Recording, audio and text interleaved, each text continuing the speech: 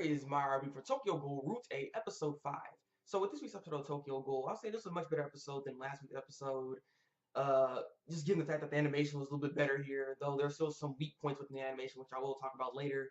But overall, this was a decent episode this week. I did enjoy it, and I'm interested in seeing what's going to happen next, because this episode right here gives me hope that this season can still pick up and be better, to really get me that Tokyo Ghoul feeling, that epicness that it once had, that it once had that epicness. So hopefully it can get back to that, and I feel like this episode is in the right direction. So I'm gonna start talking about Yuzo and his fight with those two twins. So obviously the fight itself was subpar. Like the crap was not that good, honestly, because I don't know. I don't know how you guys feel about this, but when Yuzo was fighting against the twins, I mean they're twins. You would think they would fight together, right? For some reason, the white-haired girl was just fighting against Jozu, and the other one was just in the back, or was the other way around? Actually, I think it was the other way around. Actually, never mind. It was a black-haired girl. But the whole point is, they could attack together. Why was she in the background just sitting there like, oh, I don't know what to do? I'm like, Sokka, go help your sister. I was like, what is this? And so that was dumb. Not to mention the censorship on that was stupid too. Because all he was doing was throwing knives inside of her. I'm like, we've seen this before. Like, this is not that bad. Decapitation's one thing, but the censor that? I was like, the censorship in here is kind of retarded. And I'm thinking, yeah, this must be the studio itself. They're like, I guess at this point, make it to where you can't really see anything, and then you want to like prompt you to try to buy the freaking DVD so you can see everything, because that's stupid. Because I did not understand that censorship at all. But yeah, so she was getting jacked up, and after she drops down, the girl finally decides that's been the sideline decides to attack, and all she does is jump up in the air and just gets hit. Why did you not block? Why did you die? It's like, you could have done something. There's plenty of time. I didn't understand that. She just came in the way like, hit me, baby, and then just got hit. I'm just like, what is this?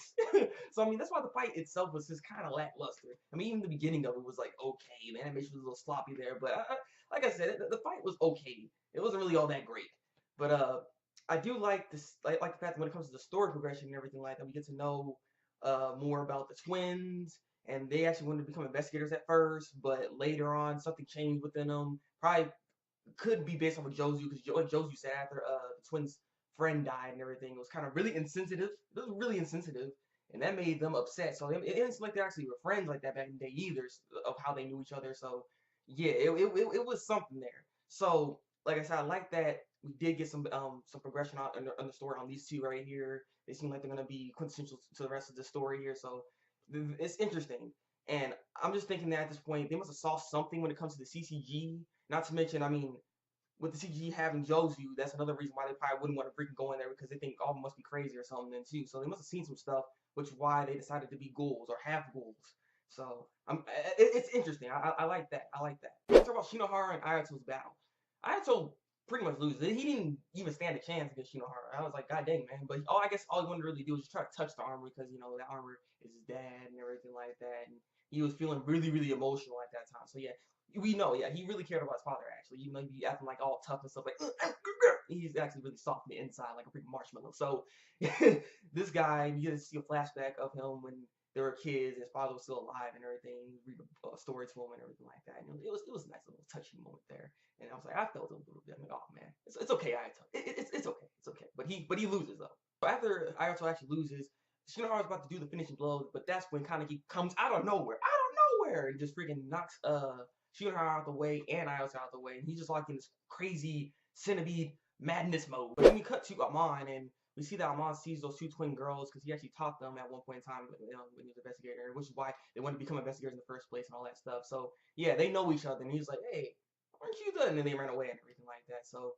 I see that's gonna come back at some point in time as well. Kaneki was going ham. Like, okay, this fight when it comes to Shinohara versus Kaneki, this wasn't bad actually. I kind of like this one a little bit. It could have been a little bit quicker, because freaking Shinohara's like, oh man, he's so fast, and I'm sitting here like, well, actually, I've seen faster ghouls. I mean, I seen even Kaneki go faster than that. I'm like, it just kind of weird, because then later in that fight, actually, he goes much faster. Like, he teleports all of a sudden. So I was like, why didn't you do that before to make it seem like, yeah, he's really going fast? You know what I mean? Instead of just saying, oh, he's fast, and he's kind of like hopping around, like, you know what I mean? It wasn't really much, but the fight itself was actually not that bad. I liked it.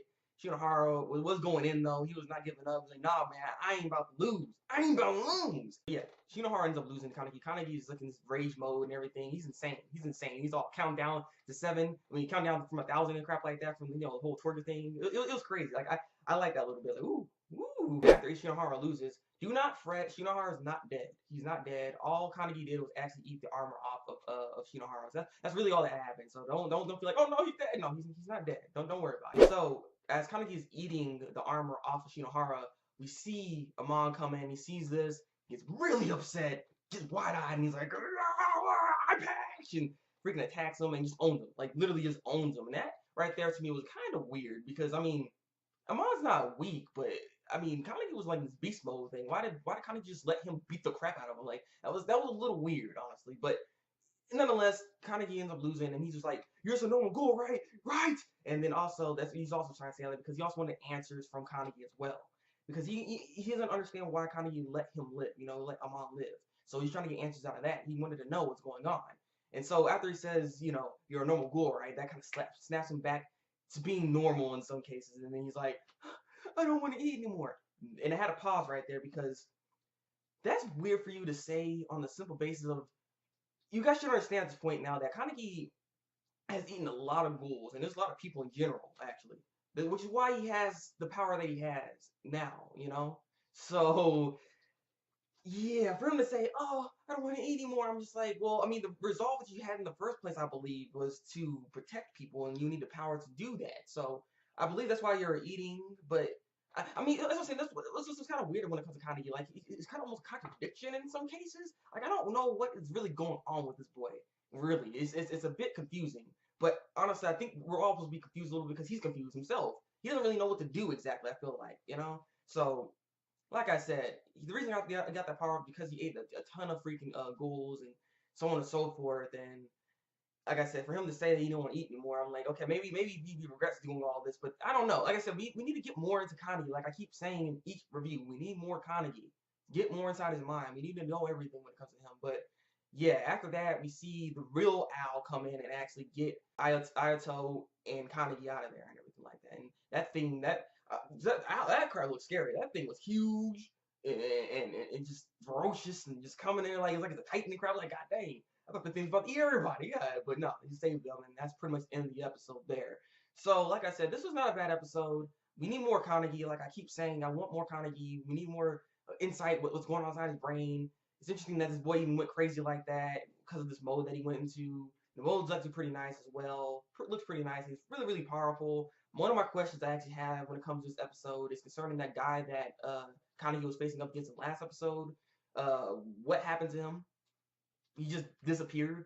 I don't know, because after we see like the bandage girl coming, he's like, "Oh, you want to see Rize?" After that, there's nothing else. Like he turned into that thing, and then what? Did he just leave after that, or did they actually fight for a little bit, and then Kaneki went out there and got with Shinohara? Like, what happened when it comes to that guy?